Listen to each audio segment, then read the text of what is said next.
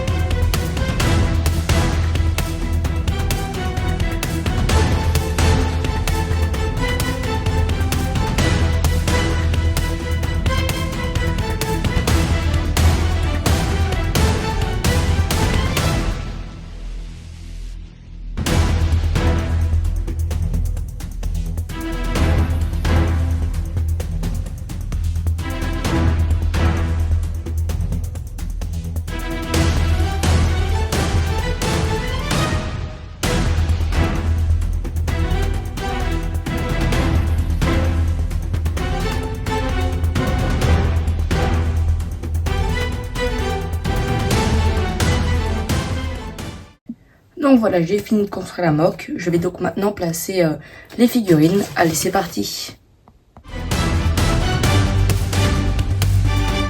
Donc voilà, j'ai fini de placer les figurines droïdes. On va donc maintenant passer au placement des figurines clones. Allez, c'est parti!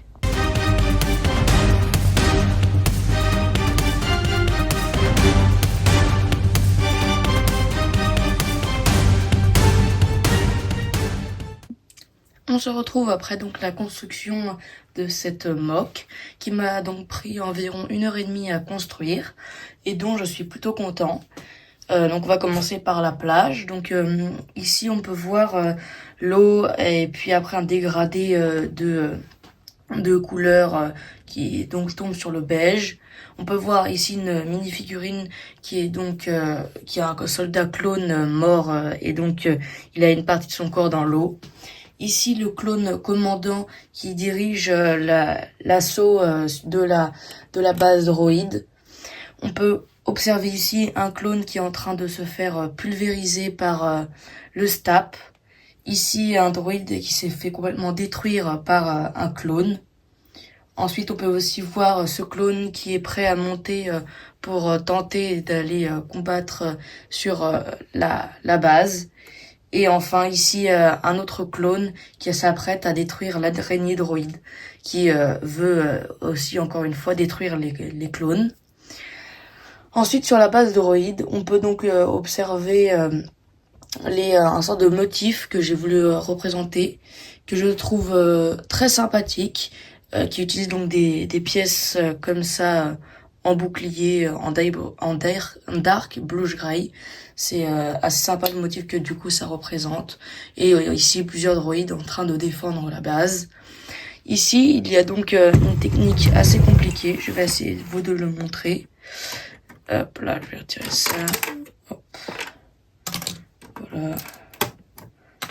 Donc c'est des techniques assez compliquées d'angle pour permettre d'avoir un angle que la sorte de base un peu en angle soit qui est donc une partie un peu d'un angle différent qui est ici, qui est donc parfaitement aligné avec les carreaux.